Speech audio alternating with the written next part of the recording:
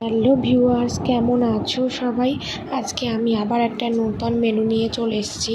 তো সবাই দেরি না করে ঝটপট দেখে নাও।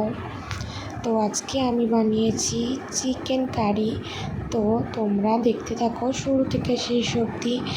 তো চিকেন কারি বানানোর জন্য বাজার থেকে আনা হয়েছিল চিকেন। তো সেটাকে ভালো করে ধুয়ে নিয়েছি। আর দেখো, তারপর পেঁয়াজ, মশলা যা যা যাবতীয় সব কিছু ছিল, আর আদা, রসুন আর পেঁয়াজটাকে মিক্সারে ভালো করে পিষে নিলাম। আর এবার দেখো, আলু কাটা, মশলা বাটা আর গুঁড়ো মশলা, তারপর চিকেন, তেল যা যা লাগে সব কিছু নিয়ে রেডি করে তো রান্নাটা বসাবো। এবার তোমরা দেখে নাও। আর এইদিকে নিয়েছি গরম মশলা আর লঙ্কা। এইদিকে আমার কড়াইটাকে বসিয়ে দিয়েছি। আর দেখো, সর্ষের তেলটা দিয়ে দিয়েছি। তো চিকেন করার জন্য সর্ষের তেলটা বেশ ভালোই লাগে আর টেস্টটাও ভালো হয়। তো দেখো, তেলটা গরম হওয়া থেকে একটু ছেড়ে দিয়েছি তেলটাকে। কিছুক্ষণ লাগবে গরম হতে। আর দেখো, গরম হয়ে আসছে হালকা হালকা, দেখে বুঝতে পারছো বন্ধুরা। আমি দিয়ে নেব এইবার তেজপাতা। তেলটা গরম হয়ে এসছে, তো দুটো তেজপাতা দিয়েছি। তারপর কেটে রাখা আলুগুলো আস্তে আস্তে দিয়ে দেব এক এক করে। তেলটা খুব ভালো মতোই গরম হয়ে গেছে, বুঝতেই পারছো তোমরা। চারিদিকে ছিটকাচ্ছে আর আমার খুবই ভয় লাগছিল। ভালোই গরম হয়ে গেছে তেলটা। তো আলুগুলো আমি দিয়ে দিয়েছি। আর এইদিকে আলু ভাজা হচ্ছে, আর আমি একটু খুন্তি দিয়ে নাড়িয়ে নিচ্ছি আলুগুলোকে। তো এবার একটু লবণ দিয়ে দেব আমি। এই যে আমার লবণ দেওয়া হয়ে গেছে। খুন্তিটাকে বেশ সুন্দরভাবে এই আলুগুলোকে নাড়িয়ে নেব, কড়াইয়ের মধ্যে আছে। তো এবার এটাকে আমি ছেড়ে দেব লাল লাল হওয়ার জন্য। তো আমার আলুগুলো প্রায় ভাজা হয়ে এসছে আর ভাজাও হয়ে গেছে। দেখো, তোমাদেরকে আমি একটা তুলে দেখাচ্ছি। এই যে ভাজা হয়ে গেছে। তো আমি এবার একটা একটা করে আলুগুলোকে আস্তে আস্তে তুলে নেব। তো তেলটা আছে কড়াইতে, এই তেলে এবার চিকেনগুলোকে ছাড়বো।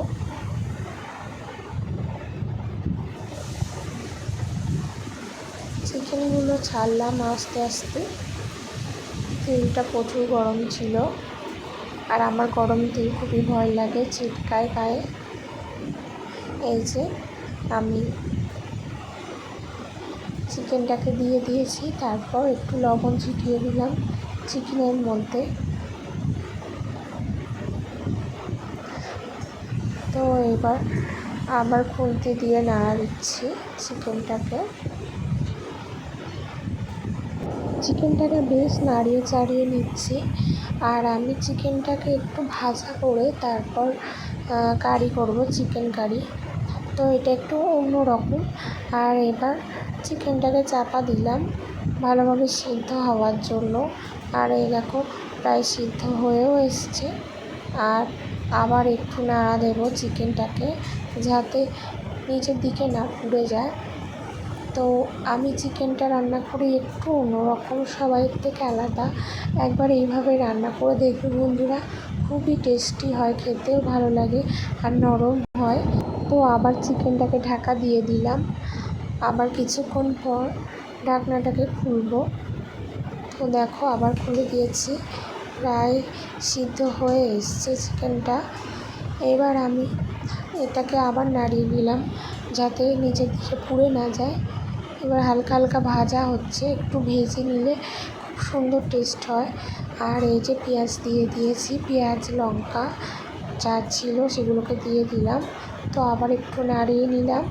তো তারপর দেখো, আবার এটাকে চাপা দিতে হবে, যাতে সব কিছু আবার একটু ভালোভাবে সিদ্ধ এবং ভাজাও হয়ে যায়।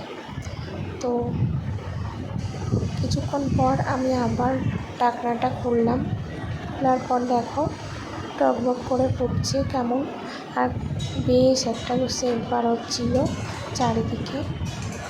আবার নাড়াচ্ছি, কেননা নিচের দিকে পুড়ে যেতে পারে সেই জন্য। তো দেখো, অনেকে মশলাগুলো আগে দেয়, কিন্তু আমি মশলা আগে দিই না, আগে মাংস ভালোভাবে ভেজে নিই, তারপরই আমি পেঁয়াজ মশলা সব কিছু দিই। তো দেখে নিচ্ছি, একটু গলে গলে এসছে মাংসটা, আর খুব সুন্দর একটা সিম্বার হচ্ছে বন্ধুরা, সত্যি। তো আমার বাবু কষা খেতে খুবই ভালোবাসে। আবার একটু ঢাকা দিয়ে দিচ্ছি, আবার ঢাকা দেওয়ার কিছুক্ষণ পর আবার খুলবো। তো এই আবার একটু দেখে নেব তলায় পুড়ে গেছে কিনা চিকেনটা।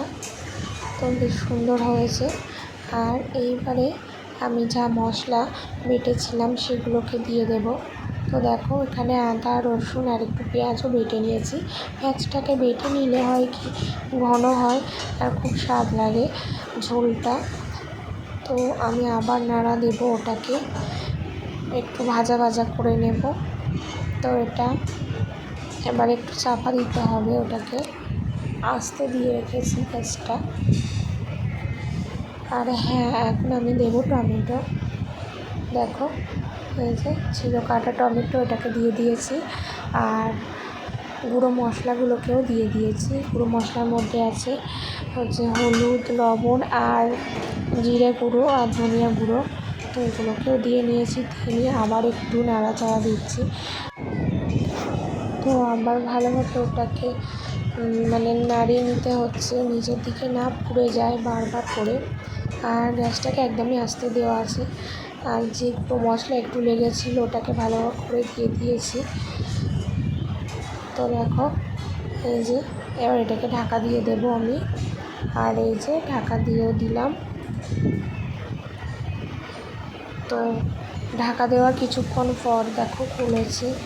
তো এটা হয়ে এসছে কষা, ভালোভাবে কষাতে হবে। আর একটু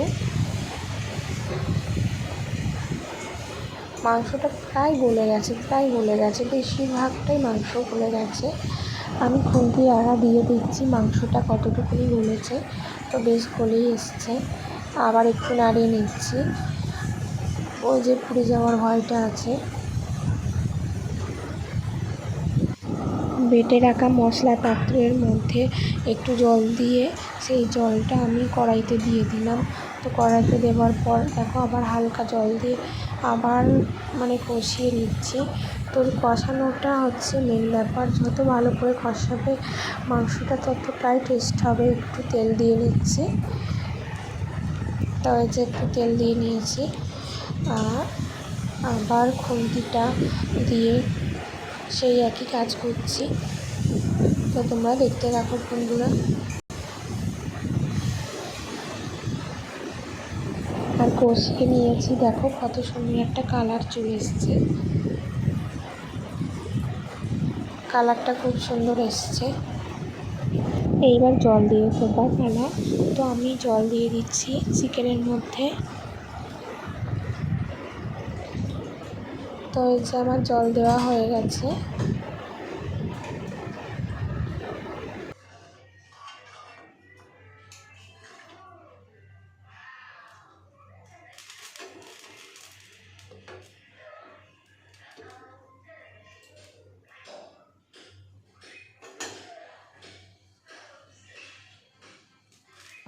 আর চিকেন কারিটা হয়ে এসছে, আমি একটা চিকেন তুলেও নিয়েছি।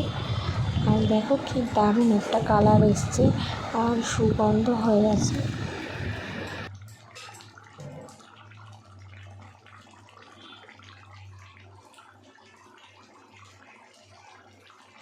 এবার আমি দিয়ে দেবো একটু গরম মশলা।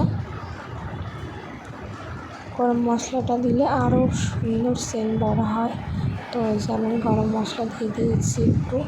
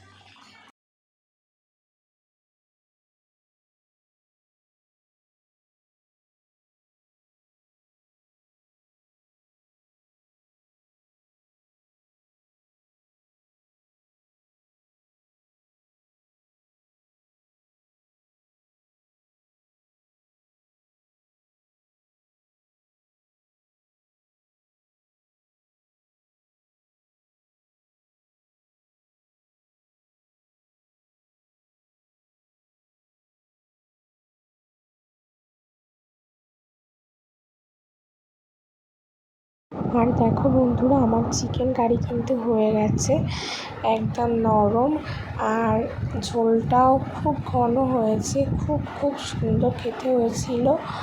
আর দেখো, তোমাদের যদি ভালো লেগে থাকে প্লিজ বন্ধুরা লাইক, কমেন্ট, সাবস্ক্রাইব করতে ভুলো না। টাটা, সবাই ভালো থেকো, আবার পরের ভিডিওতে দেখা হবে।